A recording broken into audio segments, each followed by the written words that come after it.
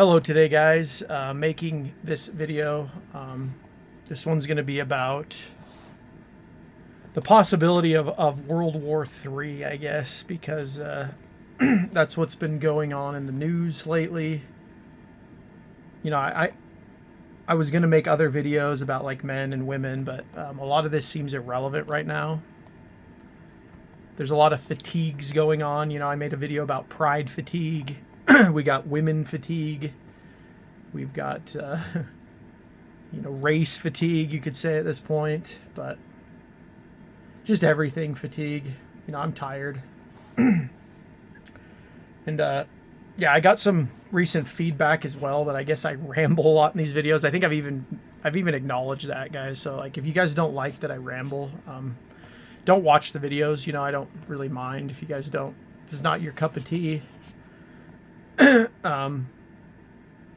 I tend to make these videos with no script, so I kind of just think about things, formulate the idea into my brain, and then make the video. So there is a lot of rambling, but it is what it is. It's kind of just how I've always been. You know, I've kind of got like a little bit of ADD, autism going on, possibly.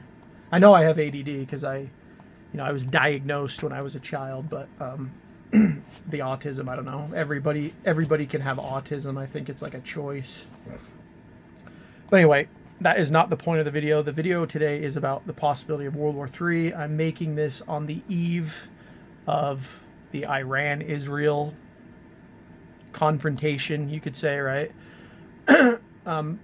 This follows two kind of schizophrenic videos that I made about the LA riots and Elon and Trump fighting and things of that nature. But yeah, I'm trying not to cover the slop as much, but it feels like so many things are happening right now, whether they're like actually happening or not, that it's like hard not to cover it, even if it is slop, right? By the time this video releases, maybe the whole World War III thing is off the table, but I don't think it is. As I've said in other videos, I think that we're progressing towards something that is inevitable. We're going to have to go through whatever this is, and there's no way about it. And if that means World War III happens, I don't know, guys. Because right now we basically have a three-front war brewing, you could possibly say. We've got Russia and Ukraine, right? Russia is just going full out, annihilation mode on Ukraine. He's like blowing up Kyiv and doing all sorts of the things now. And then you've got Iran and Israel. As of making this video, they are starting to ramp up their attacks on each other, you could say, and that's a war that's been in the making. The neocons and the deep state have wanted that war for decades.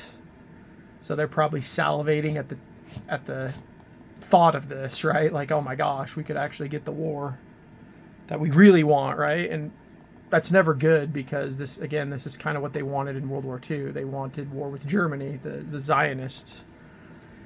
And so yeah, that's two right there. But the third one is, and we'll have to see what Trump does, but if he starts bringing troops home, which is very possible, and declares the Insurrection Act, we, the U.S., could be at war with Mexico very soon. And I've said, I don't know if I've said on these videos, but I think a Mexican-U.S. war is probably the only legitimate war that the U.S. should be fighting, because of the cartel situation, the illegal immigration situation. That is, we have a Muslim problem as well, but not as bad as Europe. The number one problem is the Hispanics. I don't talk. I think the blacks and the crime with the blacks is pretty bad too. But black people have been here for so long, and if you guys know the history of Lincoln and like what he was trying to do, I'm not a Lincoln fan, by the way, but if you read about Liberia, there was a plan to send them back. It didn't happen, and the blacks, basically, they've been with us for such a long time. They're almost like the Irish and the Italians and the Catholic, right? The Catholics. There's like a book I have over there on the shelf called Tri-Faith America. and it talks about this, how the real melting pot is Protestants, Catholics, and Jews, but you've basically got the Anglos, you've got the Irish, you've got the Italians, and you've got the blacks, right? Those are the original, right? The original stock, you could say, would be the Anglos, but then the original immigrants were that. But the blacks have been with us since like before even the Italians or the Irish in many respects. So there's nowhere really to send them, is what I'm getting at. This is why the Mexican thing is more prevalent, because the Mexicans are only about 3 generations deep. And there's a lot of anchor babies with them. So they're not really Americans. The whole myth, the whole dialogue of assimilation, it's not really a thing. If we're being honest, like, people don't just assimilate. I mean, you're seeing it right now, guys. Like in LA, they're waving the Mexican flag. Like, people don't assimilate to other countries. And then also, as far as this whole race thing goes, like, only whites are not allowed to have a racial consciousness. Every other race can have a racial consciousness, but except whites. And I've talked in the past about how this is all really just a satanic dialectic. Like, I understand that. But the fact of the matter is that we are not going to survive as a nation if we don't start confronting these hard truths. And you're seeing mainstream people like Matt Walsh and I'm trying to remember, like Tim Pool, like all the normie people, they're finally saying this, that like we need to put a moratorium on any type of immigration, right? But they're not really talking about remigration. Like, we need to get them out. So anyway, that's what a World War III scenario could possibly look like at this point, guys. There's also the possibility that China could invade Taiwan. I've not talked about that in the past, but it's a very possible thing. A lot of the tech manufacturing in the U.S. comes from Taiwan. But overall, I don't know how much that one would matter. It would just be another conflict, is what I'm trying to get at. Those seem to be the major ones. And then in the UK, you do have a serious Muslim problem brewing over there as well. So it kind of is a world at war right now. Even if it's not World War III, we kind of already have a world at war. There are so many conflicts going on right now, guys. And so, yeah, it's looking like, and again, this could be completely invalidated by the time I release this video, but it's looking like Trump is going to have to bring all the troops home. He's going to have to deal with this sanctuary city problem, as we're seeing now. I'm in Utah, and I'm actually seeing it. I went to the gym today, and I kind of saw, like, not Mexican flags, but I'm seeing people like putting flags on their cars while they're driving. Like, you can always tell when this year has a very 2020 vibe to it. This is the most summer of love, you could say, since the summer of love. And so, yeah, I don't really like to make predictions, but I think that's what's going to have to happen in a way, is that Trump's going to have to bring the troops home. He's going to have to really deal with this. But you're seeing a government that is so contaminated now. Like, it's so multicultural, so not what it was 100 years ago, if that makes, not white. Just say it plainly. Like, it's a different government. And I just think regardless of what Trump wants to do, he's going to be hindered at every step. And you've also got the neocons, like I've talked about in the past, and the neo-libs that really want this war, right? You've got the Jewish lobby. There's so many interests. If it feels like I'm rambling in these videos, it's because it's so complicated. Like, there's so many things going on with these types of geopolitical situations. And if you guys understand that, then I don't know if it'll sound like rambling, but if you don't understand that, then it does sound like rambling, because it's kind of like when I talk about these things, I try to like put myself in Trump's head. Like, if I was Trump, what would I do, right? Like, you only have so many hours in the day. It's like, what do you do, right? You have Israel. Netanyahu's going insane. You know, Israel is like blowing up. They're pretty much committing genocide as we speak. You know, and I'm not like pro Hamas, pro Israel, whatever. I don't care about that. It's just, it is the facts on the ground. The facts on the ground is that Israel is completely ethnically cleansing that area. And now Iran is striking back. So you've got that situation to deal with. Russia, Putin, all the predictions of that being a quick war are pretty much, those were wrong predictions, because Putin seems dead set on basically just getting NATO completely out of Europe. I don't know what his ultimate goal is. You know, I've heard people do the Hitler parallels. You know, it's really cringe. Like, oh, he's going to take Ukraine and then he's going to try to take over the world, right? That's what they said about Hitler, even though really Hitler just wanted Czechoslovakia. He wanted Danzig, and he probably would have invaded Russia, but he wasn't going to take over all of Europe. You know, he occupied France, but that's because France was trying to attack him, so he just kind of took them out. But yeah, you've got that, and then yeah, China's kind of quiet right now, but like I said, China could they've long wanted Taiwan. They have long wanted Taiwan. So if I was China, now is kind of the perfect time, right? If you're going to make a move, now would be the time to make that move, I guess. And if that happens, it wouldn't surprise me. And then, of course, over in America, you have the Mexican cartel problem. You have a Jewish woman right now.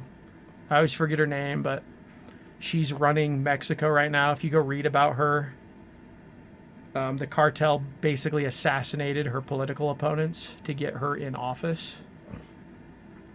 So you've got a whole mess in Mexico. This is why it's probably the most dire. In Canada, like, who cares? Canada's full of Indians now, so that is a problem demographically, but ultimately Canada is pretty feckless. I mean, they're not really, I don't think they're like a long-term threat.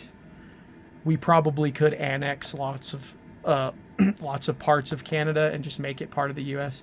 I'm not really for that though, because then, like I said, you bring in the demographic problem, you bring in like a new voter base.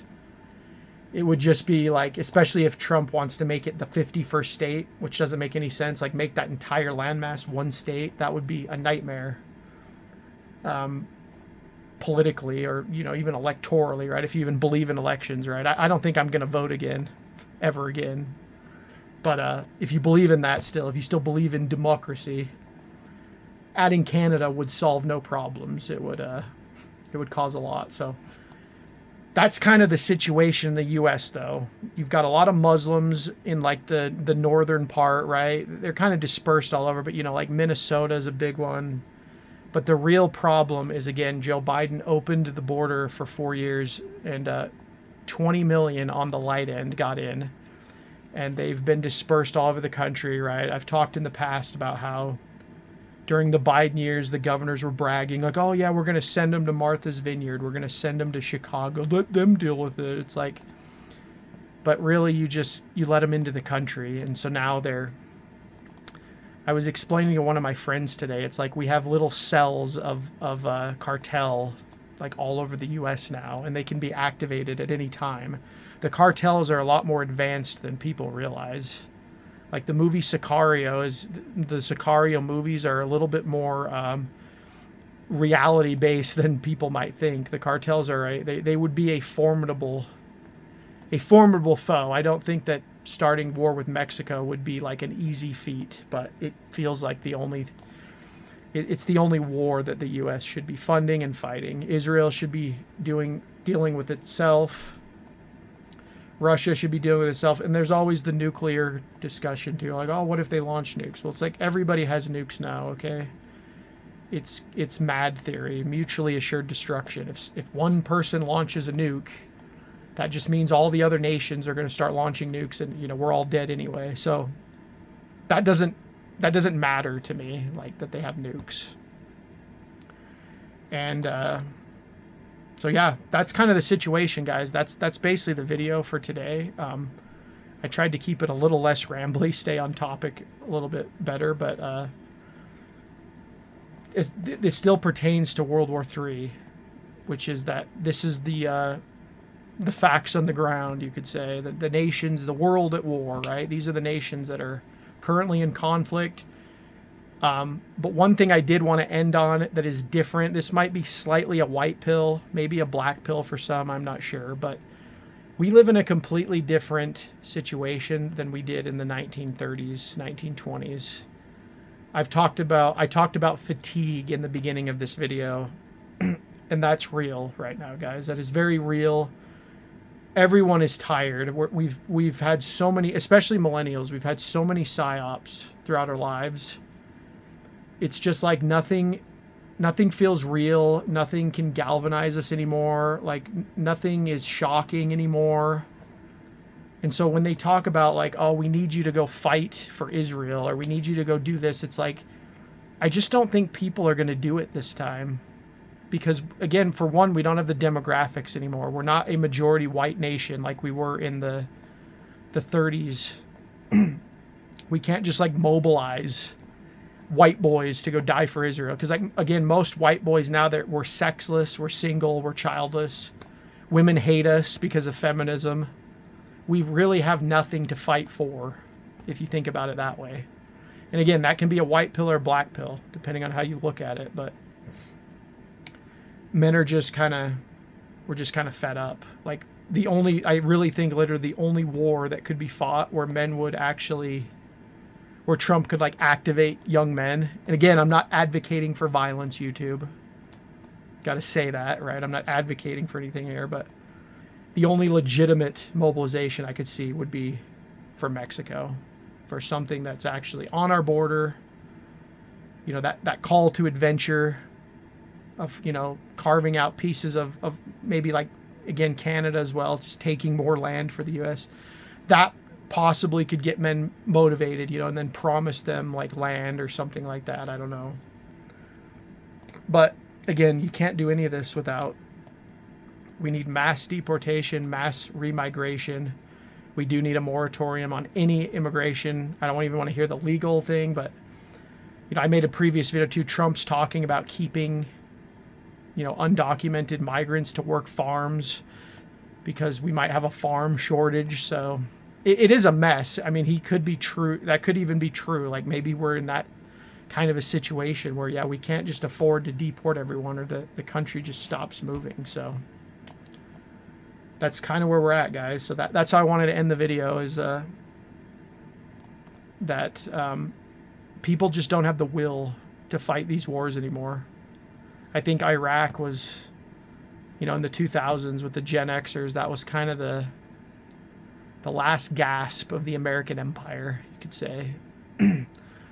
The American adventurism, the military adventurism is kind of done. We can't afford it. That's another thing. We can't even afford it anymore because the money is useless.